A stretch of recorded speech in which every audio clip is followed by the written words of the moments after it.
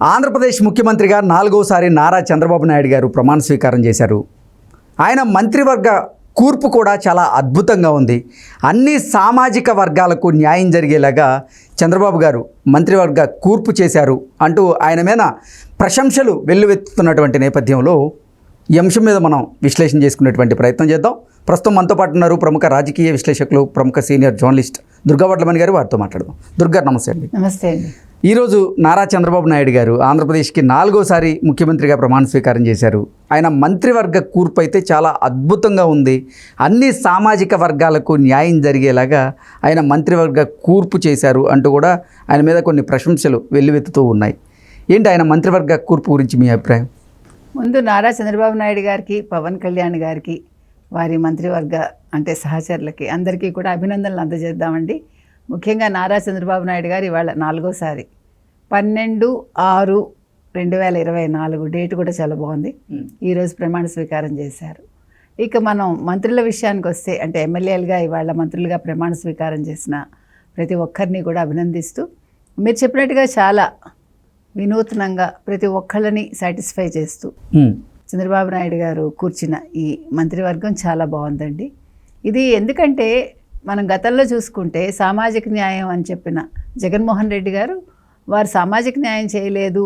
ఆయన ఎక్కువగా అంటే చెప్పేది ఒకటి, చేసింది ఒకటి. ముఖ్యంగా రెడ్లను ఎక్కడికక్కడ తీసుకొచ్చి ఆయన సామాజిక వర్గానికి చెందిన రెడ్లని ప్రతి ఒక్క శాఖలో పెట్టుకున్నారు ఆయన.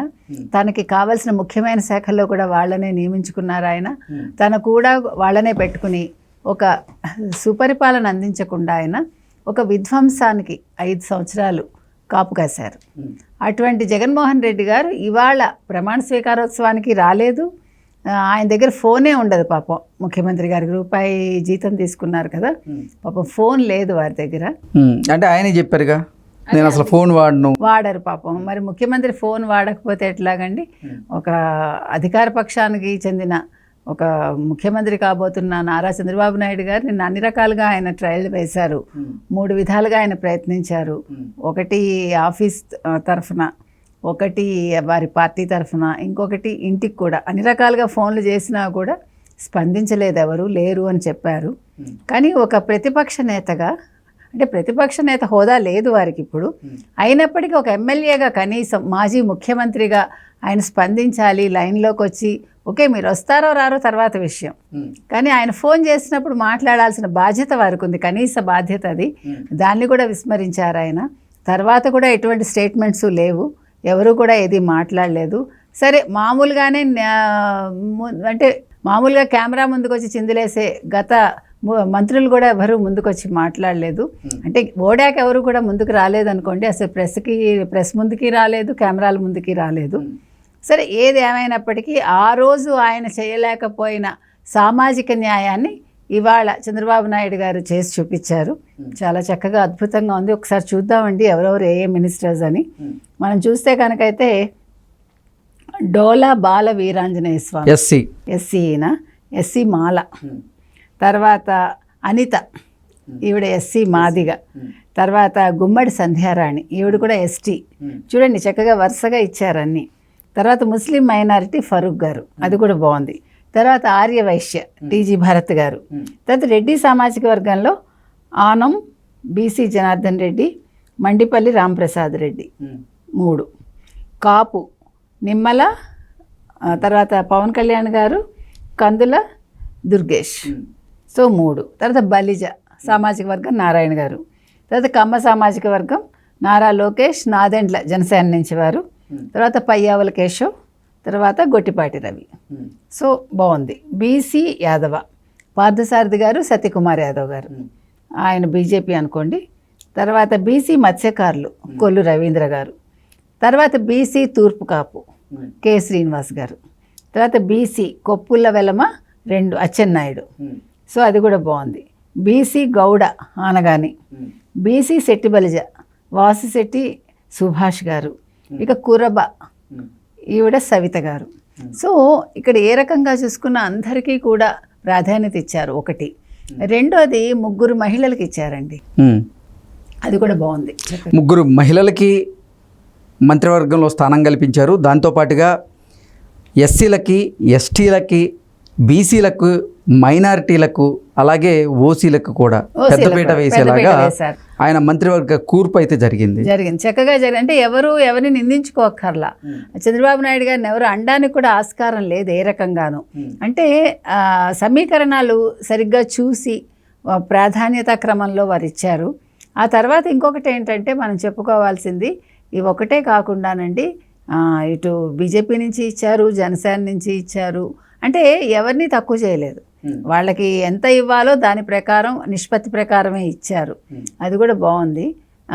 మీరు చెప్పినట్టుగా ఇందాక మనం మహిళలు చెప్పుకున్నాము, తర్వాత బీసీ, ఎస్సీ, ఎస్టీ, మైనారిటీ, ఇంకా ఇలా అన్ని రకాలుగా. అంటే ఆ రోజు జగన్మోహన్ రెడ్డి గారు నా ఎస్సీలు, నా ఎస్టీలు, నా బీసీలు, నా మైనారిటీలు అన్నారు కదా, వాళ్ళు ఎవరికి ఏం చేశాడో మనకు తెలియదు, కానీ ఈరోజు చంద్రబాబు నాయుడు గారు చేశారండి.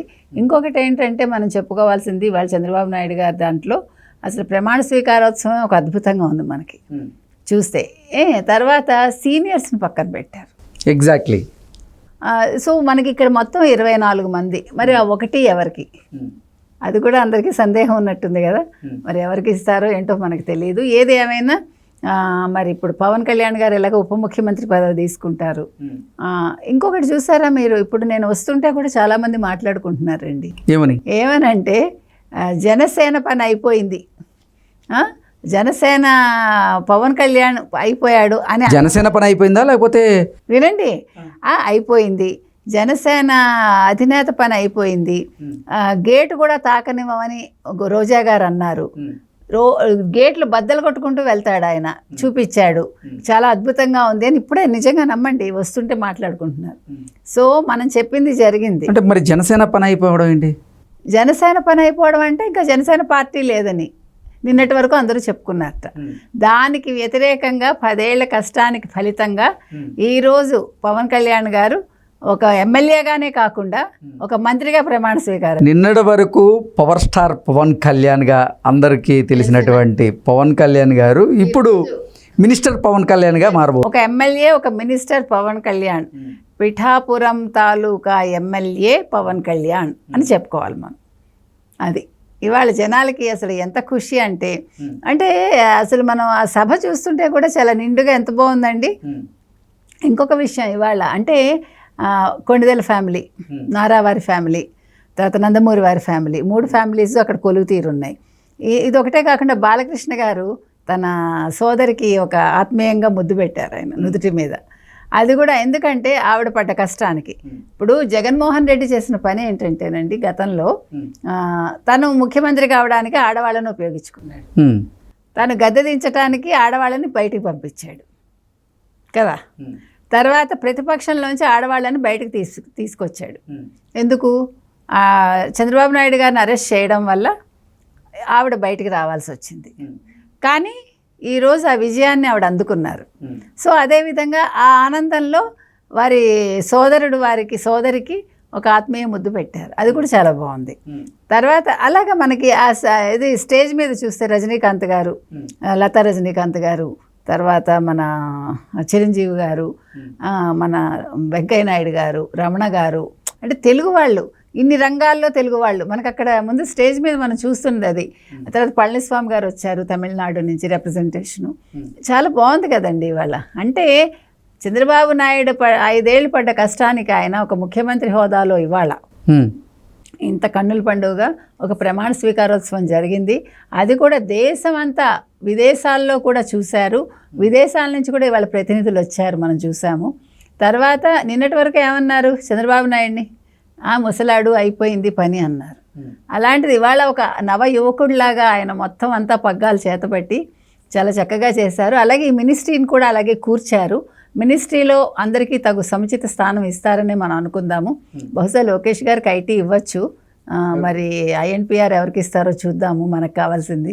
ఇలా ఒక్కొక్క శాఖ ఒక్కొక్కళ్ళు తీసుకుని చాలా అద్భుతంగా తమ పనితనం చూపిస్తారని అనుకుందాము.